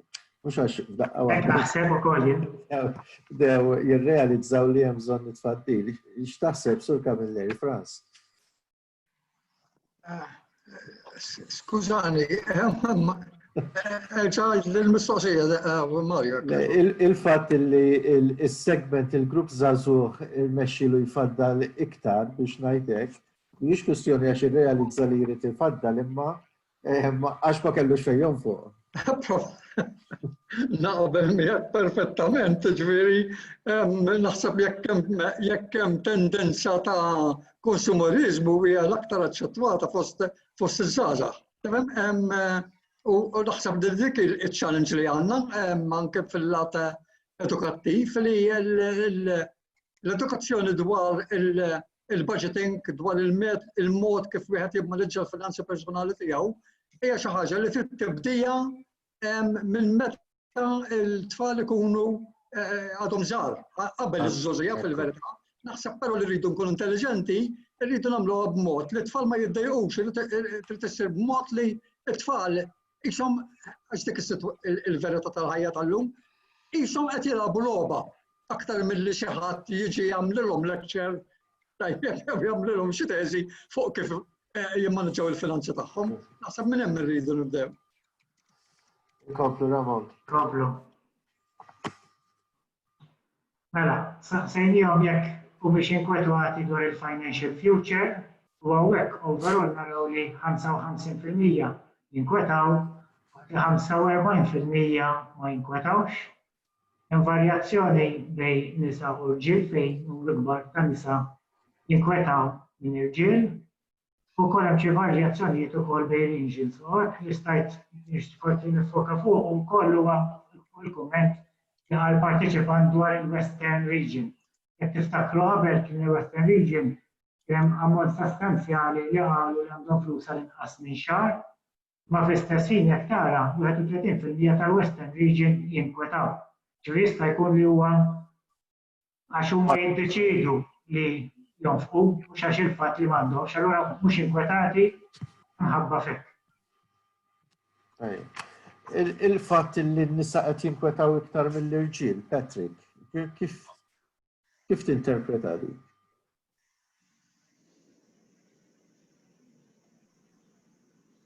Il-mikrofonu, Patrick. Yes, kull darba. Tara habit dak. Żewġ affarijiet, l-ewwel net xtaqt ngħid ħaġa żgħira fuq l-inkwiet fih innifsu, ġifieri il-fatt li għandek persentaġġ ta' nies li qed jgħidu li jinkwetaw ħafna, ġifieri għax kien hemm worry a lot. Fiha nfisha hija inkwetanti, ġifieri qed ninkwetaw għax in-nies qed jinkwetaw.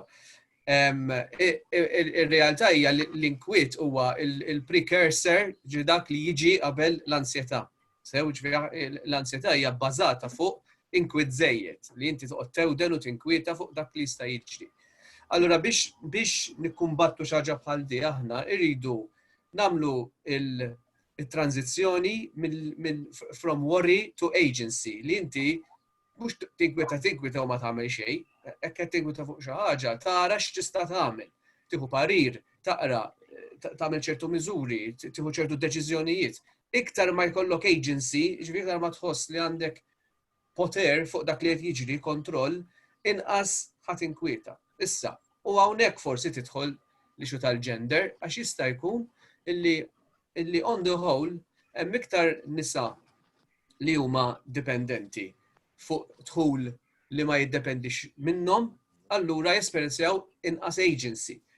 Waħda. L-oħra hija li jista' jkun jien ma nafx fuq statistika ma li hemm il-pay gap bejn il-equal pay for equal gender, ara jista' jkun li mill-aspett ta' ansjetà u inkwiet ta' x'se nagħmel hija hemm dak l-aspett ukoll. U l-aħħar ħaġa huwa aħna ninnotaw meta naħdmu fl-organizzazzjonijiet illi f'maġġoranza assoluta in-nies li qegħdin in higher income brackets, management, leadership, CEOs huma rġiel. U meta kumpanija tibda tnaqqas in-nies jew tibda sejra ħażin, ħafna drabi mhux minn hemm jibdew jitnaqru n-numri, mhux minn fuq imma minn isfel. U jista' jkun li dak il-faxx ta' isfel hemm inqas nisa, iktar nisa, skużani, iktar nisa li jintlaqtu minn de realtà. Allura, ovvjament, ħajkun hemm iktar nisa li jinkwetaw. Ovvjament, m'għandix stampa ċara eżatt ta' dawk in-nisa li jinkwetaw iktar x'jagħmlu x'ma jagħmlux, ma dawk huma ishom ir-riflessjonijiet tiegħi dwar għaliex hemm din id-diskrepanza. Thank you. Thank you, Patrick. Ramon? Yes. Mela saħdu fuq retirement pension plans, għasajna jekk għandhomx, u għek għandek jisu 24% u 25% ġviri l-istess area li għalu li għandhom retirement pension plan, u dawk li għandhom 34 jew inqas li kien probabilta li kellhom retirement pension plan. Saqsejna wkoll jekk għandhom biex biħsibhom li jagħmlu, interessanti huwa li bej April u Mejju bej dawk li kellhom żdied l-ammont ta' dawk li qalu li hemm ċans li jżiduh. Biss li ma kellux, iċ-chances li jibdew jagħmlu wieħed kien minimu under 10% ġiex studju li għamilna. Ma nafx hekk tidux tikkummentaw fuq dan. Jiena min is-sorpriż. Min is-sorpriż bi-24% li għandhom retirement plan barra dik tal-istat. Realtà nitkellem għalija kont illi mill-2004 rapport wara rapport nipprova nikkonvinċi il-gvern ta' dik il-ġurnata biex jiddaħħal it-third pension. Sfortunatament il-parti tiegħi ma ttieħedx. Hemmhekk tlifna ġenerazzjoni, s'issa m'hemmx xi tgħid, tlifna ġenerazzjoni totalment. U mhux qed nitkellem politika hawnhekk, l-amministrazzjoni l-ġdida fit-2013 ħadet ir-rekomandazzjonijiet li kienu ppreżentati lill-amministrazzjoni l-oħra, bniet fuqhom, improvjathom u l-ewwel prodotti ħarġu fit-2000 lejn l-aħħar ta' 2015. X'qegħdin ngħidu? Mela qegħdin fl-infancy ta' kultura ta' saving plan for retirement. Kull ma ilhom daw minn 2016, ġifieri kemm qegħdin ngħidu 3 snin u fuqhom. Ġifieri li għandek 24% kważi huwa riżultat pożittiv.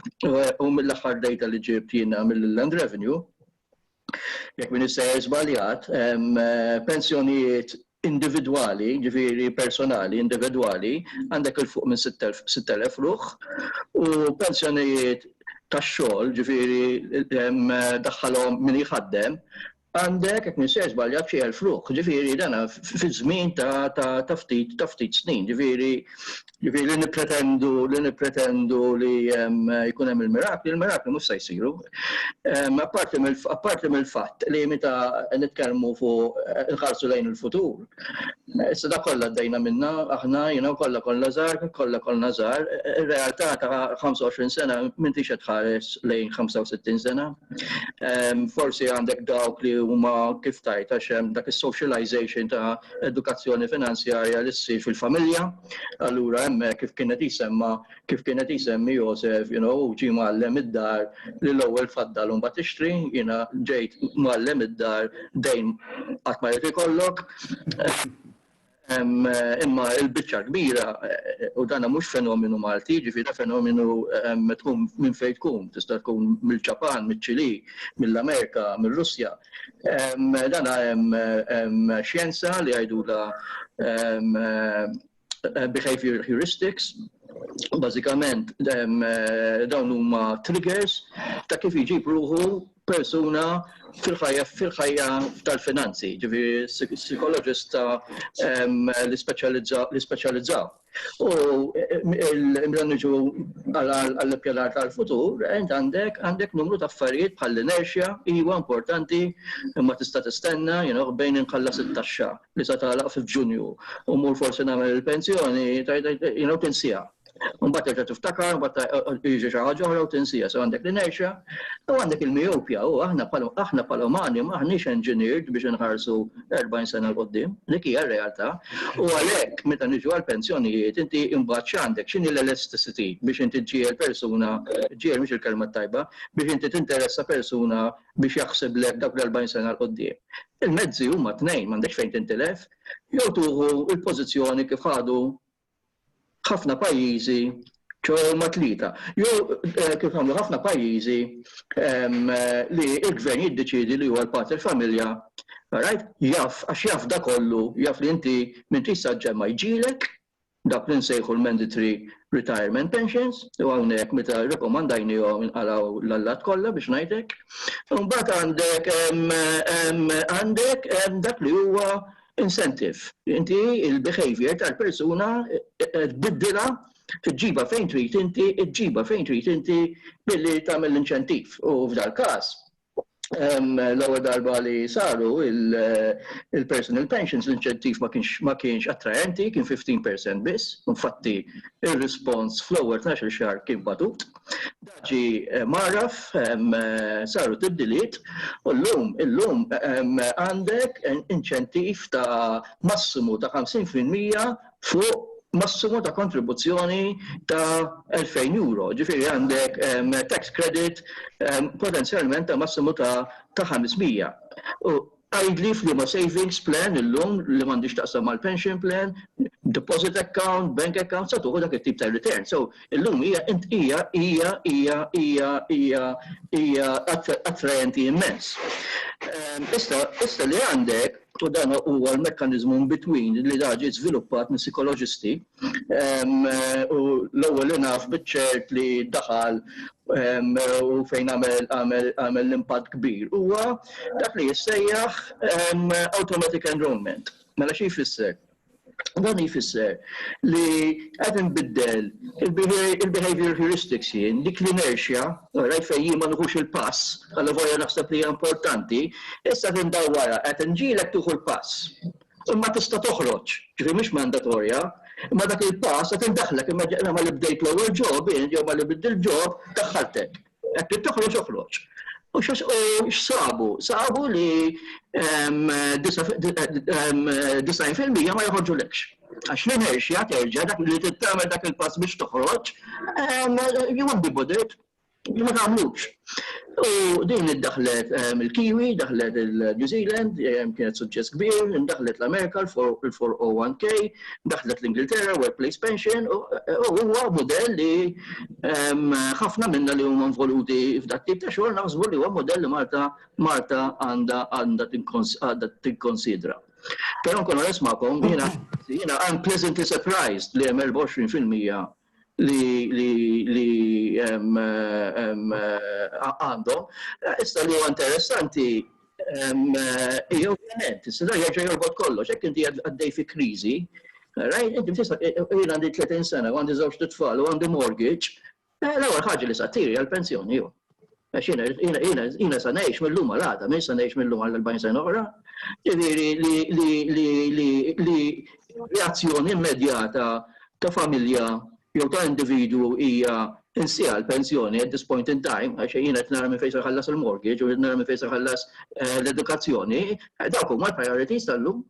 Ġifieri hawnhekk naħseb hawn ħafna ħsieb li tisir mill-gvern, minn banda, ħafna wkoll mill-providers, għax ħafna mix-xogħol li għamilna dawn l-aħħar 5 snin, biex nibdew nibnu kultura biex persuna jibda jaħseb lejn il-futur, kapaċi nitilfuha. It is very tender, kapaċi nitilfuha. U għaw naħseb jiena għaw ħafna xogħol li risi biex wara di tal-COVID xiġri, in-nies ma jieħdux fil-banker biex ngħidlek u jgħidu le jiena isma' jiena il-5 snin li jmiss irrid nara għax għandi tfal irrid jispiċċaw l-iskola għandi d-dejn tad-dar li tinħallasha sa jiġu wara mbagħad naraw. David. Grazie David, għax iridu jikkommentaw kemm Josef u kemm Franz fuq dan. Josef, fil-qosor jekk jogħġbok. Fil-qosor ħafna, naqbel mal David, ma kinux in-numri sorprendenti u m'għandniex dik il-kultura li tkellimt. U din hija xi ħaġa li tissir holistika bħala pajjiż jiġifieri il-gvern, l-isħab soċjali, NGOs, kulħadd irid naħdmu fuq da. Aħna xi ħaġa żgħira li din nagħmlu huwa li fil-ftehim kollettivi l-ġodda qegħdin nipproponu li jkun hawn dawn l-inċentivi ta' pensjoni privata tat-terz pilar pension li jikkontribwixxu biex inkunu innovattivi u jaqbad dan il-kunċett għax il-benefiċċji kif qed jgħid David huma tajbin ħafna. Issa però warahom tit edukazzjoni sħiħa kemm għall-employer li jgħid li hu tajjeb u wkoll peress li aħna kull ftehim kollettiv immorru għand il-membri biex japprovaw. Irid ikun hemm dik l-edukazzjoni li jaraw li hija ta' benefiċċju għalihom. Għax iż-żieda fil-paga hija immedjata u hawnhekk qed tikkontribwixxi għal xi ħaġa li ma tafx meta ħatara u dik hija l-ikbar ħerd li hemm. Franz, xtaqt iżid xi ħaġa. Iva, xtaqt ngħid fuq il-punt ta' importanti ta' David meta semma l-mortgage u li allura ma tfaddalx għax għandek il-mortgage xi tħallas. Sa ċertu punt il-mortgage huwa forma ta' savings, ġifieri jiena qed ninvesti tajjeb fil-proprjetà tiegħi, tajjeb aħna nafu li Malta għandna wieħed mill-ogħla persentaġġi ta' nies li għandhom li huma owners din tad-dar tagħhom stess minflok jikru, tajjeb il-persentaġġ huwa enormi, Malta komparat ma' pajjiżi oħra, u l-probabilità hija li ħafna minn dawk li qegħdin jixtru l-proprjetà tagħhom u jgħixu fiha u jħallsu l-mortgage qed jaraw dik bħala savings tajjeb anki għal meta jirtiraw. Ġifieri meta jirtiraw inti tista' mbagħad dik id-dar ovvjament forsi mhux se jkollok bżonn dak il-kobor tgħaddi b'xi ħaġa inqas espansiva biex ngħidlek u tista' tirrealizza l-valur ta' dik id-dar. Anki jissaħħlin il-prodotti tajjeb biex wieħed ikun jista' jagħmel dan. Ġifieri f'diversi pajjiżi u anke f'Malta. Grazzi Franz. Ramon? Yes, mela, l-aħħar 3 slides. Saqsejnihom how knowledgeable are you? U hawnhekk kellek dewietu ieħor varjazzjonijiet bejn dawk li qalu not knowledgeable at all. Qabel kien 23% u issa niżel għal 15%. Din ukoll wieħed irid jara issa kif ħajoħroġ xi trend se joħorġu fil-futur. Yes, hekk naħseb. Hemmhekk illi l-valur tagħha din il-mistoqsija. Ekku. Komplu naraw? Yes. How often do you read on personal financial matters? U hekk ukoll f'April kellek 43% li qalu qatt ma jaqraw, f'Mejju dan niżel għal 27%. U 65 plus huma l-età li inqas jaqraw personal financial matters. Li huwa interessanti hija kif il-categoric never niżel, ġifieri bejn April u Mejju. Għalhekk wieħed naħseb jiena David irid jara issa x'se joħroġ minn subsequent surveys u jekk dak jifluctuate jew jistabbilix ruħu. Naqbel. Komplu? La, saqsejnihom ħabba l-esperjenza tal-COVID, do you intend to save more for a rainy day? U hawnhekk il-varjazzjonijiet bejn studju u ieħor iktar li tarhom f'dawk li qalu le. F'April kellek 36% qalu le, u dan żdied għal 48% f'Mejju. X'taħseb Patrick, inkoraġġanti jew discouraging? Jien naħseb illi pjuttost discouraging. Isu kif beda jidher naqra b'nazzi insejna Iva, din hija dik li semmejt l-ewwel fuq agency u ma mbagħad isu malaj dak li jkun jirrilassa ruħu u jgħid hija dina hija inkoraġġanti li hemm nies li dis-sitwazzjoni stimulathom biex jasbu għall-futur. Ġifieri dik hija tajba. Imma di tas-sense of agency irridu naraw kif ħanindirizzawa għaliex hija importanti ħafna. Ġifieri din hija ppruvata fil-letteratura kollha fil-psikoloġija li l-ansjetà ħafna drabi hija bbażata mhux biss fuq l-inċertezza, imma meta inti ma tħossx li għandek kontroll u għażla fuq dak li qed jiġri. Jiġifieri iktar ma jkollok empowerment u iktar ma jkollok say f'dak li qed jiġri f'ħajtek, iktar ħadd ikkalma. Allura ovvjament jista' jkun li għalkemm il-mentalità mhix qiegħda hemm li taħseb għal quddiem u n-nies jgħidu mbagħad naraw, imma fis-subkonxju xorta jkun hemm dik il-ħaġa għaddejja x'nagħmel jekk jiġri hekk, jew Alla ħares jiġri hekk. Ġifieri dik ma rridux ninjorawha għax jista' jkun li nies laqas jirrealizzaw li jkunu qed li tkun qiegħda hemm tberren fis-subkonxju tagħhom imma ma jiffaċċjawhiex. Ġifieri hija encouraging u disencouraging fl-istess ħin. Qed issemmi din mixxu ta' agency u kif taffettwa lill-bniedem qed niftakar fi studju li kien sar ġewwa l-Amerika fuq l-istress fejn fi ftit kliem dan sabu illi mhux l-istress illi joqtol lil dak li jkun, imma il-ħsieb li l-istress jista' joqtlok. Jiġifieri jekk inti tista' u il-numru ta' nies li attwalment mietu bil-biża li l-istress se joqtolhom kien ta' xi 21,000 fis-sena, jiġifieri dan iktar minn li qatel l-HIV, iktar minn hija inkredibbli.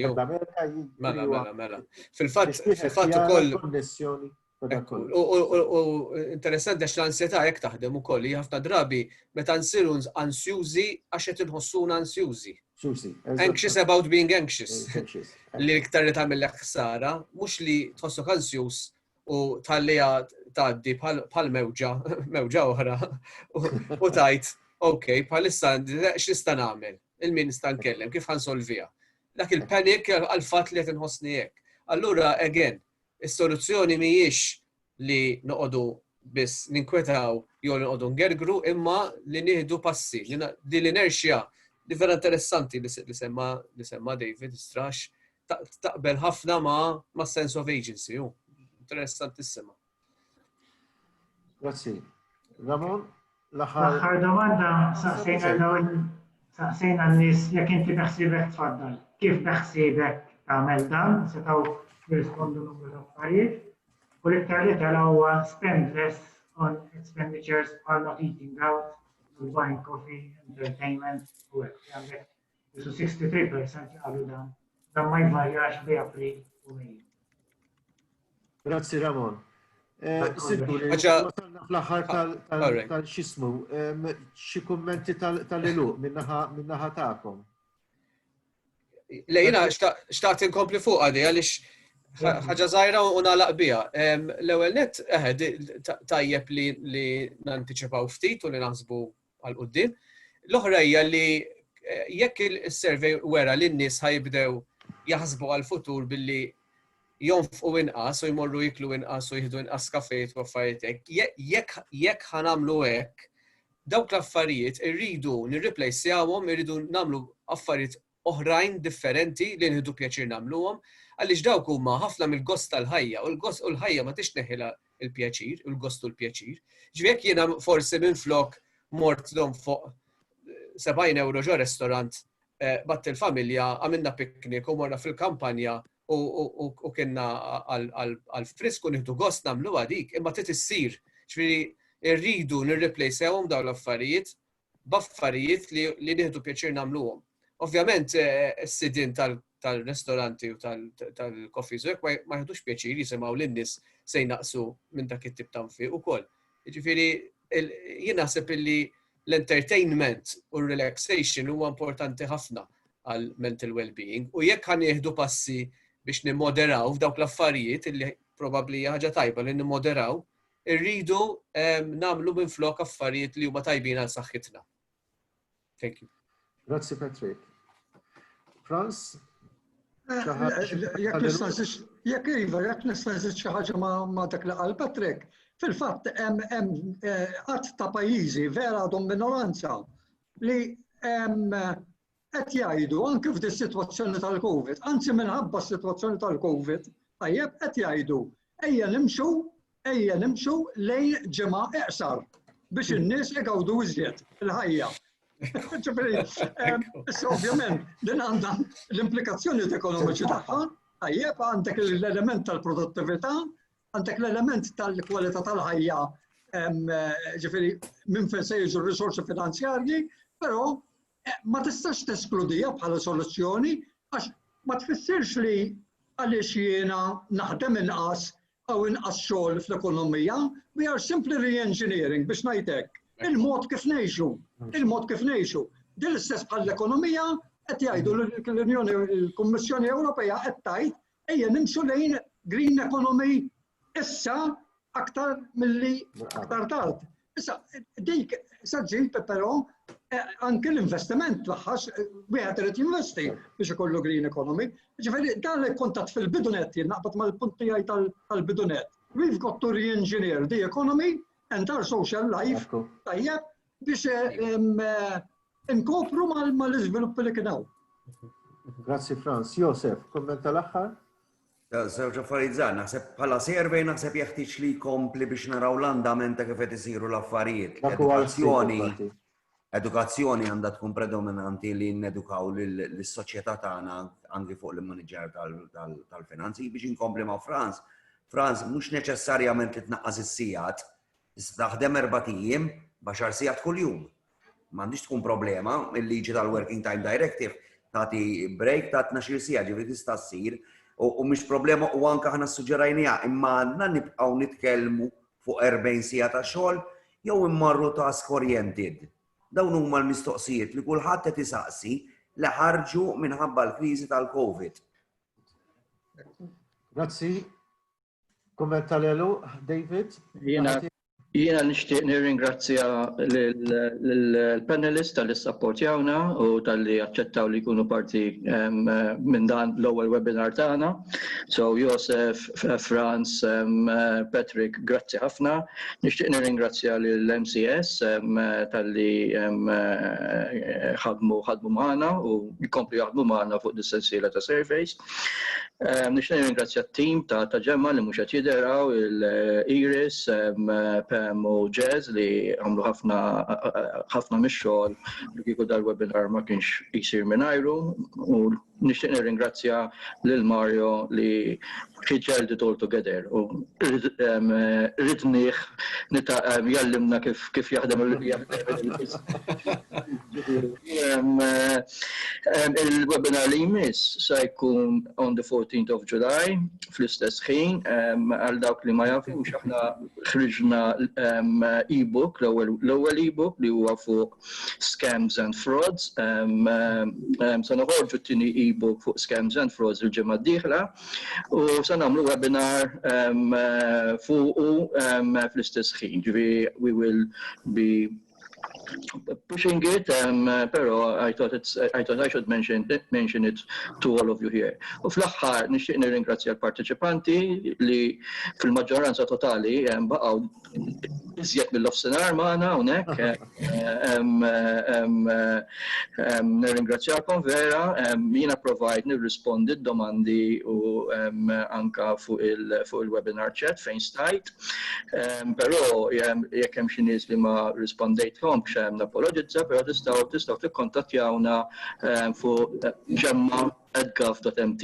Jkun il-pjaċir tagħna li nagħmlu kontatt magħkom u nirringrazzjakom għal darb'oħra talli kontu magħna llum. Grazzi.